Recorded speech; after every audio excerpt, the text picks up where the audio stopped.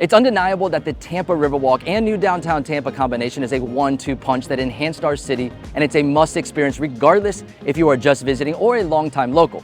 Follow me today as we take you on a tour of one of the best riverwalks in the country, showing you highlights of our revamped downtown and major attractions. And folks, make sure to stick around because not only will we share with you how to have fun on the waterways, but we will unveil a few new projects coming soon that will transform things yet again.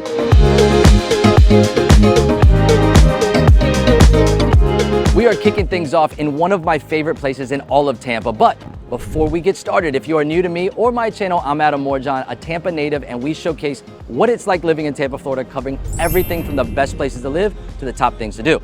I'm a licensed realtor and we live, breathe, and eat Tampa real estate. So if you're moving to Tampa or currently live here and need to buy or sell a home, reach out to my team as we would love to be your real estate team of choice. As we are getting started here, let's glance at the map for a moment to get our bearings. The Riverwalk is 2.6 miles long, and to cover it today, I figure we could break things up into 3 sections, starting right here at the southern anchor, Sparkman Wharf. At one point in time, this development was known as Channelside, but that closed down years ago, and while the area is still known as the Channel District, the venue was reopened as Sparkman Wharf. Now, this is such a great attraction filled with food stalls, craft beers, and lively entertainment. And it's just a fun, casual place to just grab a bite, kick back in an outdoor setting, and enjoy the waterfront vibes. Now, only a few blocks walk from here, you can visit one of the Riverwalk's most popular attraction, the Florida Aquarium. Here you can explore the coral reefs, come face to face with sharks, watch the playful otters, and my kids, they love petting the stingrays. As I'm standing here shooting this, the trolley is about to go by, and I have to tell you, that last year it broke a record with over 1 million passenger trips. It's free to ride and it'll take you from downtown into Ybor City, which is really neat if you're visiting and want to explore the area. Now, as you come out to Channelside Drive, the area comes alive with the city's newest development, Waterstreet Tampa. This area is buzzing with new developments, blending residential, commercial, and recreational spaces. You have a perfect mix of skyscraper condos with rooftop bars overlooking downtown, trendy boutiques, and chic cafes. There are dozens of restaurants to choose from, including a Michelin star restaurant. And how about that Tampa edition? Tampa's first 5-star hotel and the most Instagrammable place in Tampa. Waterstreet is the newest hotspot in Tampa, and I recently shot this video where I shared my perfect 24-hour itinerary, where I mentioned the perfect date night, and Waterstreet, it played a major role in that.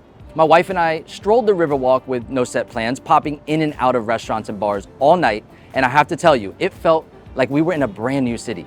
Highlights from that evening included some of our favorite restaurants like Boulan and the Pearl, but right around the corner from here, if you follow the Riverwalk to the waterfront, you'll find the Tampa Bay History Museum and one of Tampa's biggest hidden gems, the Columbia Cafe. A spin-off from the famous Columbia restaurant in Ybor City, this spot is more casual, and there's nothing better than dining waterfront and grabbing a quick Cuban sandwich and a fresh sangria. Now, right outside the cafe, there's a waterfront park and playground, but don't be surprised to see people walking around with jerseys on because the Amalie Arena is right next door and locals love the Tampa Bay Lightning. On our Instagram page, we post the weekly things to do, and from hockey games to concerts, I feel like there's always something going on there, keeping the area lively. Now, as you keep on the Riverwalk, leaving the park, you will pass the JW Marriott, which is a great stop for a drink on the weekends because they often have live music outdoors, but I really want to just keep pushing on until we get around the corner. Here you will find a great mix of entertainment and food options. Big Ray's Fish Camp is a great casual local seafood option. The Sail Plaza for a drink. And if you want to get out on the water, you can rent e-boats, paddle boards, or take a spin on the Tampa Bay Fun Boat.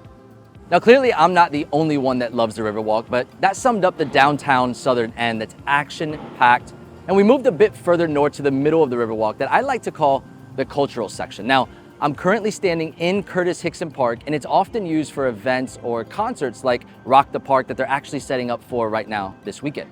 When there isn't an event going on, it's a beautiful spot to bring the dog and just throw the frisbee or people watch on the riverfront. But often I come here because my daughter loves the Glazer Children's Museum right next door.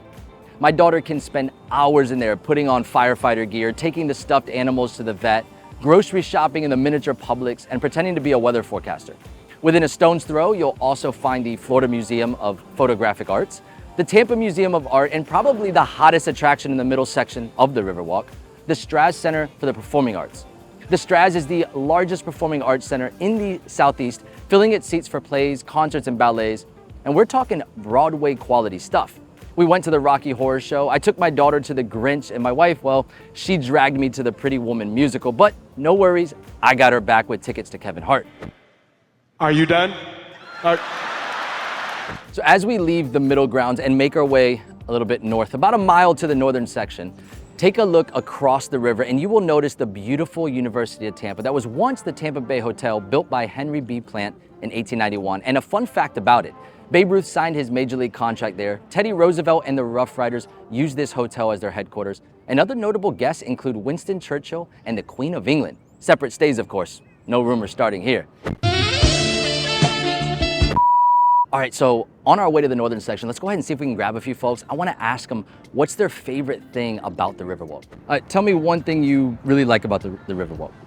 I like how long it is, and I feel safe here. I just love the accessibility and everything that it provides as far as for my dogs, food, and social events. I personally really like the other side of the Riverwalk, actually, with the Tampa area, just sitting down by the water, studying, watching the beautiful views of downtown Tampa. It's a pleasure every morning. Well, I really love Armature Works and the walkable areas. It's a beautiful place to, just spend some time, take time out of your day and Absolutely. Enjoy a beautiful Florida sunny day.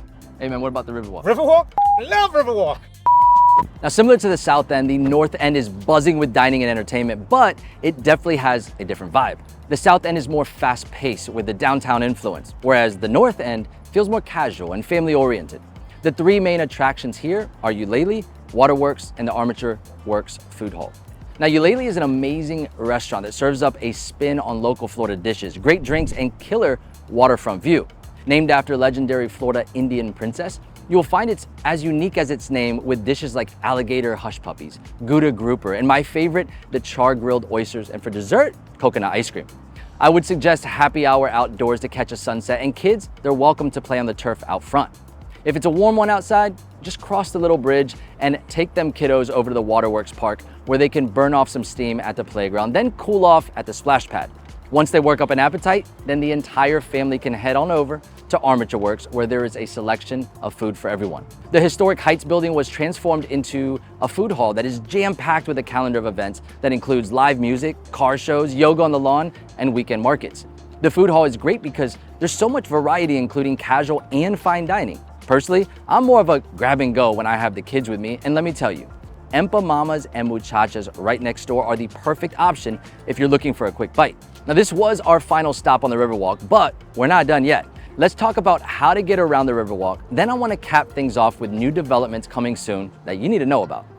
Sure, you can walk, run, or bike the Riverwalk, but let's make it a bit more fun. For starters, you can rent an electric bike or scooter to hop around. You can also rent kayaks, water bikes, or paddle boards if you want to travel by water. But what if you want zero effort? Then grab a ticket for the Pirate Water Taxi that is like taking a hop-on, hop-off bus, just floating. If you go this route, just wave them down, and there are tons of great stops along the route. Now, what developments could possibly make the Riverwalk that much better? Well, I did some research along with interviewing our mayor recently, and I got some insight into some pretty neat things coming soon. For starters, the expansion of the Riverwalk on the west side of the river is underway, which will extend the path from its current day 2.6 miles to close to 13 miles in length, connecting many of Tampa's neighborhoods. In doing so, they will add dedicated bike lanes, allowing for many residents to commute without the need of a car in some cases. The expansion will start in 2024 and take a few years to complete. Next, I've heard whispers of expanding the trolley system we showed you in downtown, extending up Florida Avenue and turning at Palm Avenue, eventually connecting to Armature Works. The trolley system currently connects Channelside to Ybor City, but more stops along the way will be added for future developments. Those future projects would include the opening of Gasworx, a 50-acre residential and retail community bringing 5,000 new residences, the expansion and next phase of Waterstreet, and the Ybor Harbor that sits on 33 acres of waterfront property. Ybor Harbor has plans to include waterfront views for more than 4,000 residential units and over 600,000 square feet for retail and office space. Recently breaking ground, another development in the downtown area is One Tampa that will host luxury condos, and once completed will be the tallest residential tower in the city.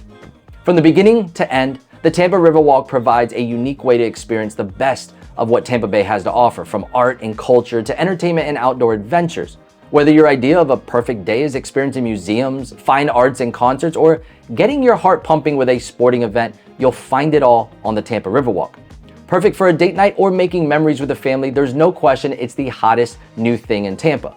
So if you enjoyed this video, make sure to subscribe to my channel for more similar content. And if you're thinking of buying or selling a home in Tampa, reach out to us because my team would love to be your Tampa real estate team of choice. Thanks for watching, and Are you done? Thanks for watching, and until that next video, I'll catch you later.